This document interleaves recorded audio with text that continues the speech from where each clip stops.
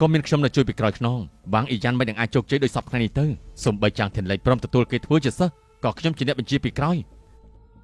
លឹមឈិនមិនចេះខ្មាស់គេសោះម្ចាស់ខ្ញុំអាចខ្លាចទៅជាទៀបចម្បាំងផ្កាយ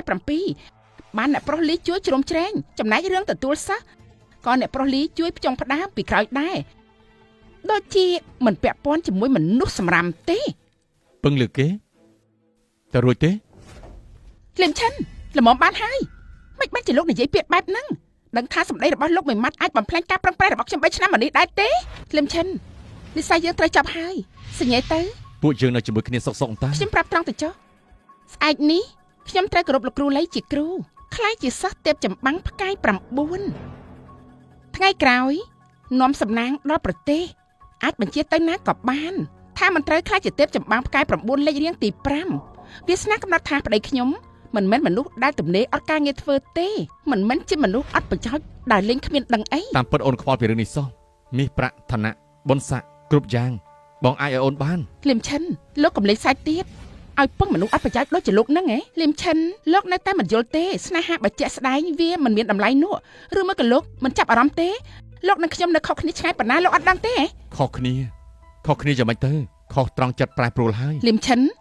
មិនក៏លោកនិយាយបែបនេះដាក់ម្ចាស់ខ្ញុំអញ្ចឹងមិនមែនចិត្តប្រែប្រួលទេគឺក្រសែភ្នែកខ្ញុំមើលមិនឃើញអនាគតសោះលើខ្លួនលោកអនាគតខ្ញុំកំណត់រងរឿងដល់ត្រចះត្រចង់អ៊ីយ៉ាន់ច្រើនឆ្នាំមកនេះអូនគ្មានអារម្មណ៍ដឹងអីបន្តិចទេអ្នកដែលអាចជួយអូនល្អចំពោះអូនគឺមានតែបងសូម្បីចាំងធានលៃបានហើយបើលោកចង់ខ្ញុំល្អមែនលោកឆាប់សញ្ញេមកអ៊ីយ៉ាន់ជីវិតនេះត្រូវតែបែកគ្នាមែនទេត្រូវតែបែកគ្នាខ្ញុំព្រមក៏បានជាសំណងក្រោយបែកគ្នាក្នុងកាតនេះមាន10លានយក10លាននេះដើរចេញពីជីលីងពីពេលនេះទៅខ្ញុំនិងលោកលែងជំពាក់គ្នាទៀតហើយការពិតនៅក្នុងភ្នែកអូនបងជាមនុស្សចង់បានតលុយមែនទេពេកទេចង់បានប្រមាណប្រាប់មកចោះឲ្យតែសមត្ថភាពខ្ញុំមានខ្ញុំបំពេញបំណងតាមលោកទាំងអស់មិនបាច់ទេព្រោះខ្ញុំមើលមិនជួលអ្នកខ្លះនោះគឺមិនចេះខ្មាស់អៀនសោះចង់តង់អ៊ីយ៉ាន់មិនព្រមលែងតាមមើលទៅគ្រាន់តែចង់បានផលប្រយោជន៍ច្រើនជាងនេះអ្នកប្រុសលីមិនក៏អ្នកប្រុសមកអ៊ីយ៉ាន់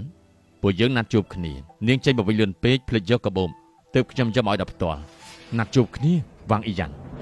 នេះទើបជាហេតុផលពិតដែលអូនទៀមទាលែងបងណាត់ជួបគ្នាវាងអ៊ីយ៉ាន់នេះទើបជាហេតុផលពិតដែលអូនទៀមទាលែងបងបើមិនតាវាយ៉ាងម៉េចលឹមឈិនមកពីឯងគ្មានកំណត់ភក់មិនអាចប៉ាត់ចិញ្ចាំងជាប់ទេយ៉ាងណាកុំរារាំងអ៊ីយ៉ាន់ស្វែងរកអនាគតថ្មីអីអនាគតថ្មីលោកឯងហ្នឹងលឹមឈិនកុំខ្វះការគួរសមលោកដឹងពីឋានៈលោកលីខ្ពង់ខ្ពស់ប៉ុណ្ណាទេគាត់មិនត្រឹមតែជាអ្នកចម្បាំងទេពផ្កាយ7ទេជាអ្នកធំត្រកូលលីគ្រួសារធំទាំង4នៅជីងលីងក្រៅពីម្ចាស់ខ្ញុំក្នុងចំណោមអ្នកមានវ័យក្មេងសកលគ្នាគ្មានអ្នកណាអាចប្រកៀកស្មារជាមួយគាត់បានទេមនុស្សល្ងងប្រាប់យ៉ាងម៉េចក៏មិនយល់ដែរបើកង្កែបក្នុងអណ្ដូងបែបនេះគិតយ៉ាងម៉េចក៏មិនយល់ពីសមត្ថភាពខ្ញុំដែរតែឯងមានដឹងដែរទេថាសមត្ថភាពខ្ញុំខ្លាំងប៉ុណ្ណាខ្ញុំយល់ថាកង្កែបក្នុងអណ្ដូងនោះគឺលោកឯងទៅវិញទេគួរឲ្យចង់សើចប្រាប់ឯងតាមត្រង់ចុះបើកុំតែខ្ញុំយល់ដល់មុខអ៊ីយ៉ាន់ទេណាកុំអីឯងគ្មានសិទ្ធអីនិយាយទល់មុខខ្ញុំទេគឺលោកឯងទៅវិញទេដែលគ្មានសិទ្ធនិយាយទល់មុខខ្ញុំទោះបីគ្រួសារលីនៅក្រោយខ្នងលោកក៏លោកឯងគ្មានសិទ្ធដែរបានហើយខ្លួនតូចទេចូលចិត្តនិយាយអួតមិនប្រមាណខ្លួនសោះខ្ញុំនៅតែមិនយល់ពីដំបងហេតុអីខ្ញុំជ្រើសរើសនៅជាមួយលោកក្នុងចិត្តនាងខ្ញុំគឺជាមនុស្សអន់ដល់ថ្នាក់ហ្នឹងសូម្បីអ្នកក្រៅក៏ខ្ញុំមិនស្មើគេមិនខុសទេអ្វីដែលខ្ញុំសោកស្ដាយបំផុតគឺរៀបការជាមួយលោកសញ្ញេទៅល្អខ្ញុំព្រមសញ្ញេ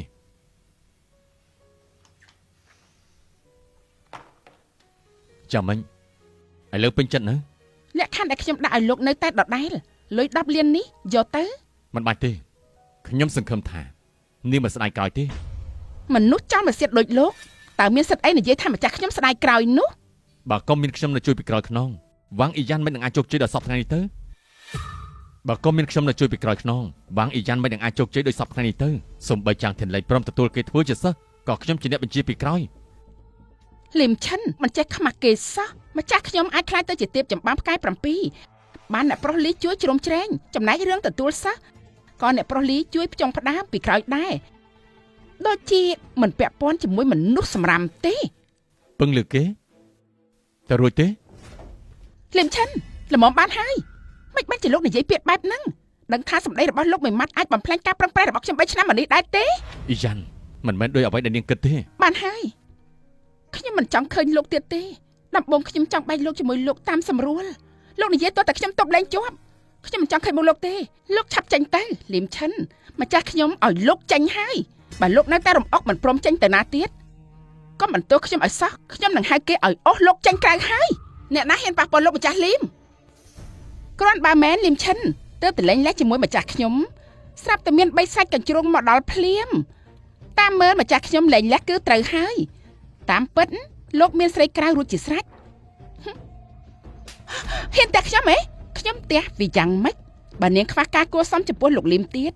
ខ្ញុំអាចបំផ្លាញគ្រួសារវាងចោលក៏បានដែរ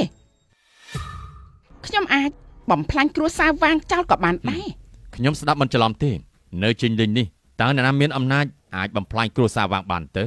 មកពីលោកសັບព័ត៌មានបើមិនជឿទេលោកសាកមើលក៏បានដែរនាងលីមឈិនបើលោកមានអ្នកថ្មីទៅហើយចាំបាច់អីលោកតង់ទៀមខ្ញុំទៀតឥឡូវលោកចាក់ចេញពីអอฟហ្វិសខ្ញុំទៅខ្ញុំមិនចង់ឃើញមុខលោកទៀតទេបានខ្ញុំទៅ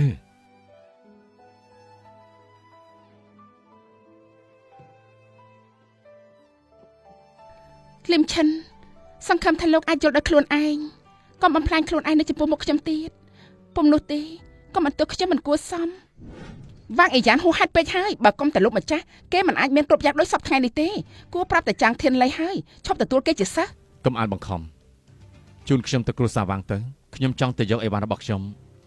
ត្រឡប់មកវិញ